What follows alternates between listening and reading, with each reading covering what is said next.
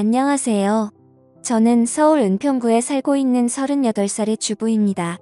저는 남편이 출근을 하면 남편이 차를 타고 출발하는 것을 보고 위층으로 올라가 벨을 누르는데요. 벨을 누르면 문을 열고 나오는 분이 바로 제 시아버지세요.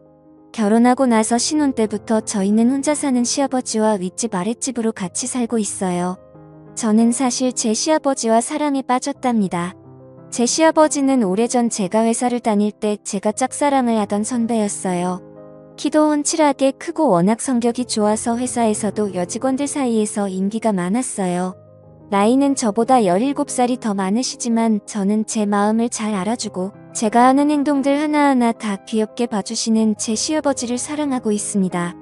제가 문을 열고 집에 들어가 아버지가 드실 밥을 해드리면 아버지는 반찬을 만들고 있는 저에게 다가와 사랑한다고 말하며 살짝 입맞춤을 해주시는데요. 제가 정말 사랑하는 사람이 뽀뽀를 해주고 그럴 때면 사실 얼굴이 붉어질 정도로 기분이 너무 좋아서 반찬도 필요 이상으로 많이 하게 돼요.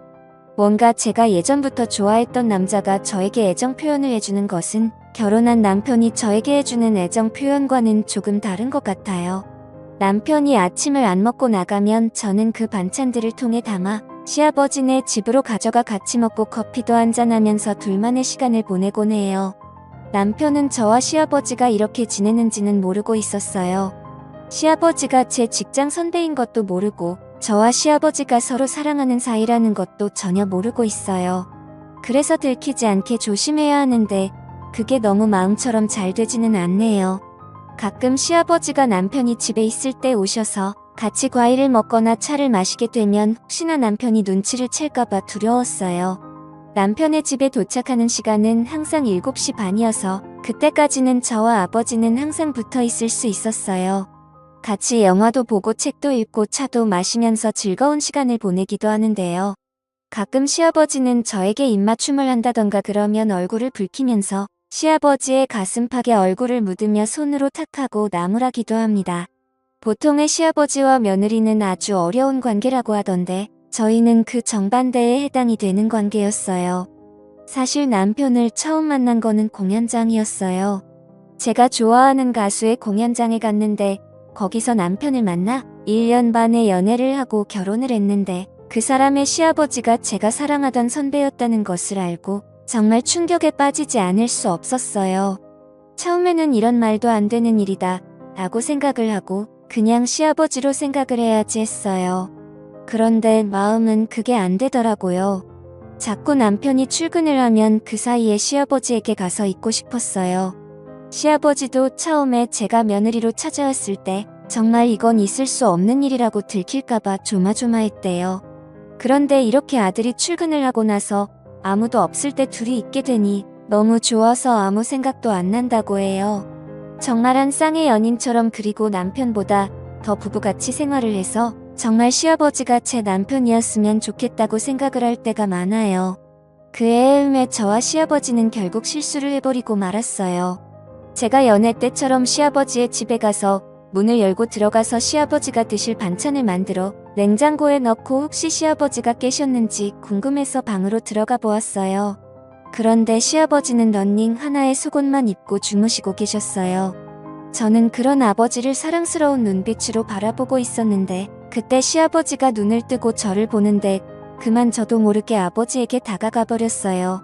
그러자 시아버지도 제 속마음을 표출한 것에 호응을 해주셨고요. 그렇게 우리는 사고를 저질러 버렸어요. 저와 시아버지는 그때부터 남편 몰래 만남을 이어오고 있습니다.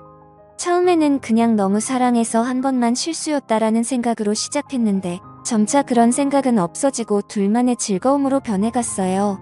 이제는 남편한테 들켜도 상관이 없다는 생각이 들었습니다. 시아버지는 그런 저를 보고 자기는 그런 걸 원하지 않는다고 우리는 더 이상 이렇게 지속이 되면 안 되는 사이라고 말했지만 저는 그 말을 그냥 흘려들었어요. 저는 시아버지와 팔짱을 끼며 하고 싶은 것들을 했어요. 그렇게 계속 저희가 만나고 있다는 것을 남편이 알게 되었어요. 남편이 외근을 가다가 저와 시아버지가 같이 있는 것을 보고 수상하게 생각하여 길을 따라오다가 결국 저희가 같이 호텔로 들어가는 것을 보게 된 거예요. 정말 아니라고 부인할 수 없는 증거를 잡히게 된 거예요. 남편은 호텔에서 저와 아버지를 보고 저는 잘못했다고 무릎을 꿇고 울면서 빌었지만 남편은 받아주지 않았어요. 남편은 도련님과 아가씨에게도 이 사실을 모두 다 말해버렸고 저와 시아버지는 그때부터 지옥이 뭔지 알게 되었어요. 남편은 우리가 사는 아파트부터 시작해서 단지 내에 저와 시아버지가 자기 몰래 쓰레기 같은 불륜을 저질렀다. 남편을 버리고 시아버지와 그딴 만남을 한 추악한 여자다 등등 소문을 퍼뜨리고 다녔고 밖에 나갈 때마다 사람들의 수근거림과 조롱과 멸시를 들어야 하는 비참함을 느끼게 해주었습니다. 저는 그런 말을 들어도 그냥 참을 수 있었지만 제가 사랑하는 제 시아버지가 그런 말을 듣는 것이 너무나도 참혹하고 지옥보다 더 고통스러웠습니다. 입소문이 한번 퍼지니까 정말 무서울 정도로 빨리 퍼지고 또 넓게 퍼지더군요.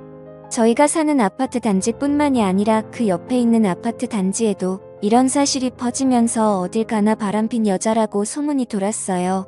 고작 앞에 있는 편의점에 가도 편의점 알바생과 주인이 저를 이상한 여자로 보고 뒤에서 수근수근 대는데 정말 창피하고 얼굴을 못 들고 다니겠어요. 저는 남편에게 차라리 이혼을 해달라고 요구를 했습니다. 이러는 거 너무 힘들고 정신적으로 너무 스트레스를 받는 거는 둘 다 똑같으니까 서로를 위해서 이혼을 하자고 했습니다. 그런데 남편은 이혼을 안 해주겠다고 했습니다. 지금 자기가 이혼을 해주면 자기만 머저리처럼 저를 위해 돈 벌어다 준 것밖에 안 된다고 자기보다 더 고통을 받아야 한다고 했습니다. 저는 그 말에 눈물을 흘리면서 정말 잘못했다고 하며 무릎을 꿇고 빌었지만 소용이 없었습니다. 그 후 저는 집 말고는 아무데도 나가지를 못했습니다. 마트를 가도 사람들이 쳐다보고 뒷담화를 하는 사람들이 있고 미용실에 가서 머리를 다듬으려 해도 저 같은 쓰레기는 받아주지 않는다고 나가라고 그러니까 정말 집 밖에 나갈 수가 없었습니다. 시아버지도 그런 저를 보듬어 주시지 못했습니다. 이미 소문이 나서 자기도 저를 보살펴줄 처지가 안 되고 지금도 저랑 같이 있게 되면 자신도 아들에게 쫓겨나게 생겼기 때문입니다. 시아버지는 저에게 문자로 더 이상 자신의 집으로 오지 않는 것이 저에게 좋다고 말하자 저는 그런 시아버지에게 너무 배신감을 느끼고 자기를 버렸다는 생각에 눈물이 났습니다.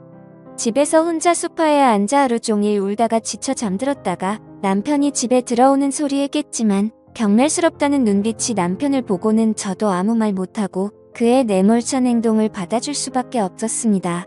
특히 제 핸드폰으로 아가씨와 도련님이 전화를 해서 어떻게 자신의 형이자 오빠를 버리고 그것도 자기 아버지랑 그렇고 그런 짓을 할 수가 있냐고 미친 거냐고 그러는데 정말 죽어버리고 싶었어요.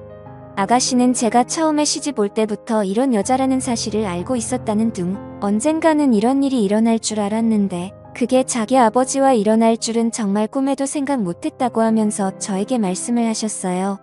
저는 아무 말 못하고 그저 듣기만 하고 잘못했다고 말밖에 할 수 없었습니다. 남편이 시아버지에게 소리를 지르며 엄마한테 부끄럽지도 않냐고 하는데 시아버지도 아들에게 자기가 벌써 마누라를 보낸 지 11년이 되었다고 하면서 자신도 외로웠고 오래전에 같은 회사를 다녔던 제가 좋아져서 잠깐 실수를 했다고 그렇게 싸우는데 저는 거실에서 둘의 싸움을 지켜볼 수밖에 없었습니다. 제가 지금 둘 사이에 끼어서 어느 쪽도 편을 들 수 없었고 오히려 더 안 좋게 될 수도 있었기 때문입니다. 저는 이러한 상황을 더 이상 지켜볼 수가 없어서 이곳을 떠나기로 했습니다. 남편은 이혼을 안 해주고 제가 바람핀 대가를 치르게 해주겠다고 했으나 저는 결국 그 대가를 다 받지 못하고 저 혼자 살겠다고 새벽에 남편이 자고 있는 사이에 집을 나와 예전에 친구와 살았던 곳이 혼으로 들어갔습니다. 남편이 전화가 왔지만 받지 않자 문자로 저 혼자 살겠다고 그렇게 나갔다고 나중에 후회하지 말라고 하는데 그 말이 현실이 되더군요. 남편은 저에게 이혼 소송을 했지만 제가 참석하지 않았고 그래서 남편의 증거 자료에 의해 제가 남편에게 위자료를 주게 되었고 제가 그 위자료를 주지 않자 신용불량자로 등록을 해 어떤 신용카드도 못 쓰게 되었어요. 그래서 통장이 있어도 돈을 빼서 쓸 수도 없고 오직 현금으로만 생활을 해야 하는 지경이 된 거예요. 직장도 다니지 못하고 아무 일도 못하니까 돈도 못 벌고 먹을 것도 못 먹는 상황이 되니 제가 저지른 잘못이 얼마나 큰 잘못인지 알게 되더군요. 이 글을 읽으시는 분들은 저처럼 바람을 피지 마세요. 한번 잘못된 선택을 하는 순간 그 뒤부터 정말 힘들어집니다. 그러니까 사랑해서 결혼을 한 배우자와 평생을 같이 하시고 다른 그 어떤 이성에게도 마음을 주지 마세요. 오늘의 사연은 여기까지입니다. 오늘의 사연을 듣고 여러분들은 어떤 생각들을 하셨나요? 여러분들의 생각들을 자유롭게 댓글로 공유해 주시면 감사하겠습니다. 저는 더 재미있는 썰 이야기로 돌아올 것을 약속드리며 오늘 영상은 여기서 마무리하도록 하겠습니다. 오늘 영상도 시청해 주셔서 대단히 감사합니다.